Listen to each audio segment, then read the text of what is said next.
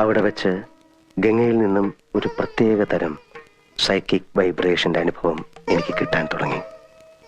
വേദനയോടെ ഞാൻ മനസ്സിലാക്കി, ഞാൻ അന്വേഷിച്ച് നടക്കുന്ന മാടമ്പിള്ളിയിലെ യഥാർത്ഥ മനോരോഗി എന്റെ അടുത്ത് നിൽക്കുന്ന ഗംഗയാണെന്ന്. ഗംഗയിൽ എന്തുകൊണ്ട്, എവിടെ വെച്ച്, എങ്ങനെ ഈ രോഗം ഉടലെടുത്തു? ഒരിക്കൽ നീയുമായിട്ടുള്ള വിവാഹാലോചന വരെ എത്തിയ ശ്രീദേവിയുടെ സാന്നിധ്യമാണോ ഗംഗയുടെ രോഗകാരണം? അതറിയാനാണ് അന്ന് ഞാൻ ശ്രീദേവിയും കൂട്ടി അമ്പലത്തിൽ പോകാൻ പറഞ്ഞത്.